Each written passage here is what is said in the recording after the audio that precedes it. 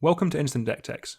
The aim of this series is to give you a short, concise guide on how to build a certain deck. It won't cover every card, but we'll go through all the categories and go over the types of cards needed to make the deck work.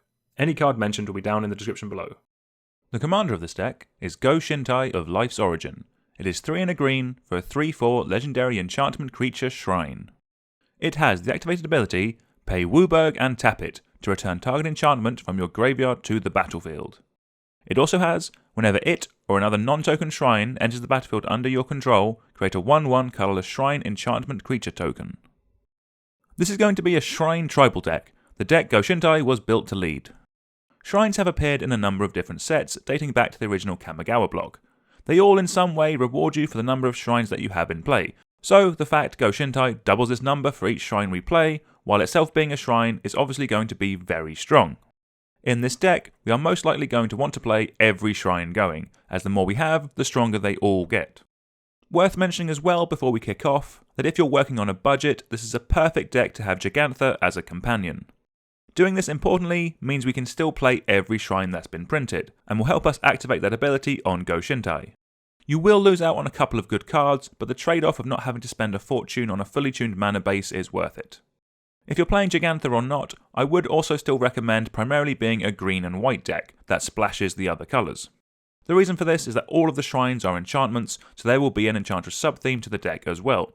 Enchantress is mostly supported in Selesnya, and green lets us fix all of our colours, so by doing this, we'll make the deck the most consistent that it can be. Okay, before we jump into our individual sections, let's go over what this deck is trying to do, and importantly, how it wins. As we've mentioned, we'll be running every shrine that has ever been printed. These all have abilities that can help us move the deck forward in a game.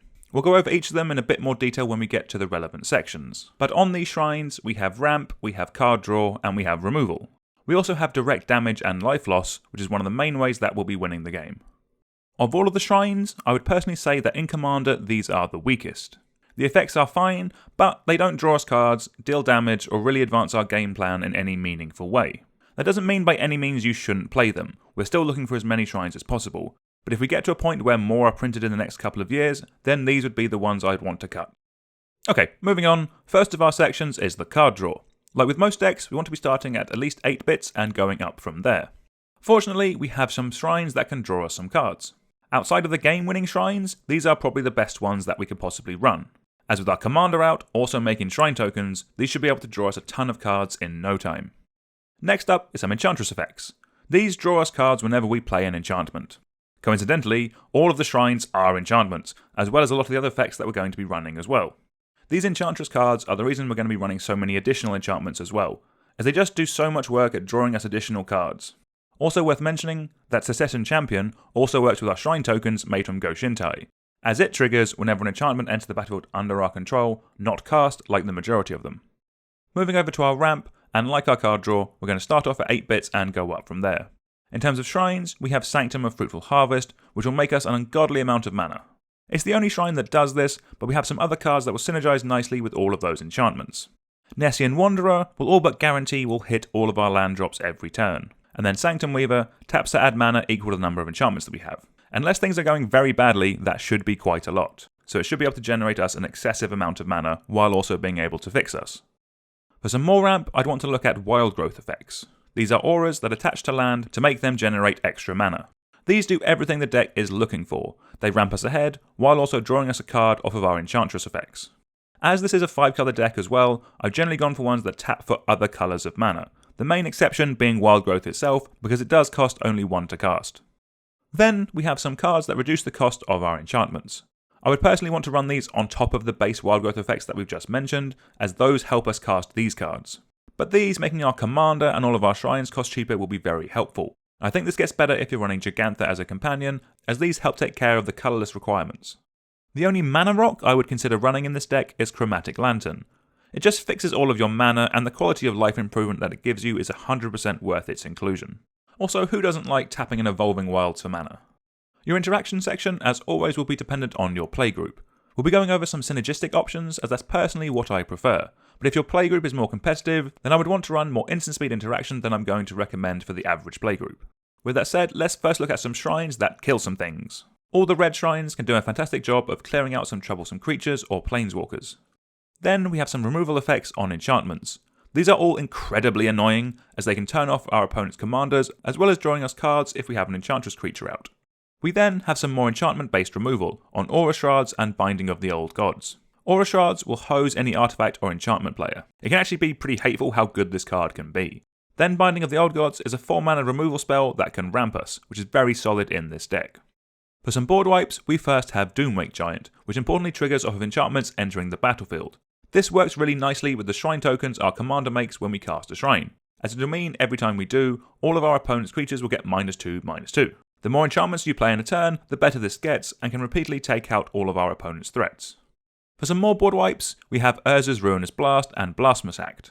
Because all of the shrines are legendary, we can cast it very easily and know we're going to come away with the best board state. And then we have Blasphemous Act, which is nice and cheap and does a great job when we're behind and need to reset the game. Moving over to some protection, we're not so much focusing on our commander with this, more of our board state in general. As this is more of an engine style deck than a commander centric deck, we want cards like Sterling Grove that can make it harder for our things to be removed, or cards like Heroic Intervention which can save everything from an untimely wrath. Similarly, with our Recursion, we don't need as many as our commander does have some built in. But cards like Gen and Kethis are pretty cool, so are worth a mention if you think your playgroup is particularly hateful with its removal. Then there is also Reviving Melody, which can bring back an Enchantress creature and also a shrine, which I think is very nice. Moving over to our WINCONs, there are a number of cool ways that we can go. The first is obviously with shrines, with Sanctum of Stonefangs, Go-Shintai of Ancient Wars, and Honden of Infinite Rage. These all deal damage or drain out someone's life total equal to the number of shrines that we have. As the game plan of this deck involves making an absolute ton of shrines, it should be easy to see how all this damage can add up, especially if we get multiple out. To make the most out of those shrine triggers, we can try doubling them up, with cards like Weaver of Harmony, Strionic Resonator, Lithoform Engine, and Sanctum of All. In the late game, we'll want to be using them to double up those damage spells to our opponent's life totals, so we can kill them twice as fast. But early game, these can be used on our other shrines to help double up some mana or help to draw some extra cards. Next up is the last of the monocoloured shrines we haven't talked about yet, with Go-Shintai of Boundless Vigor, Honden of Life's Web, and Go-Shintai of Shared Purpose. Go-Shintai of Boundless Vigor can make a creature huge, importantly including our commander, so we can hit someone for that 21 damage commander win. Honden of Life's Web and Go-Shintai of Shared Purpose can both give us a powerful board state that can keep us alive, and then later can start jamming in themselves. A fun little thing you can do with all those tokens is turn themselves into shrines with Brudiclad. This could make things get stupid really quickly. As our commander makes a shrine token as soon as it comes out, it means we have one ready made, so when Brudiclad comes down, any other token, including the one Brudiclad makes, can also become a shrine. If you're running Jegantha as a companion, then I would also look to run Sisei, Weatherlight Captain, and Maelstrom Nexus. Sisei is just really good at getting key shrines out of our deck, and then Maelstrom Nexus is just awesome, and Cascade is a ton of fun, and because we have Jegantha, it makes it really easy to cast, so you might as well include it. If you're not running Jegantha as the companion, then I would look to run these cards that make a token creature whenever we cast an enchantment spell. These will just make us a board state really quickly, and because all the tokens have evasion, can end the game very quickly. Of all the cards, these are the ones you miss out for most by playing Jegantha as a companion, but that's a trade-off you'll have to decide if you want to make. Rounding off the deck with some utility lands, as this is pretty much a 5-colour deck, it means we can't run too many. Some notable exceptions are Hall of Helios Generosity and Bala Ged Recovery. These are just some nice bits of recursion for our enchantments, and they're pretty much free to run. Two other lands I would consider running are Cascading Cataracts and Crystal Quarry, as they both give us that Wooburg that we need to get the deck fully going. The rest of your mana base will be very dependent on what you have available to you. We've recently released a video with some advice on building a deck with a budget mana base, which might be of help. Until next time, please like, share and subscribe, and let us know down in the comments if there are any commanders you'd like to see a deck tech on. Thank you very much for watching.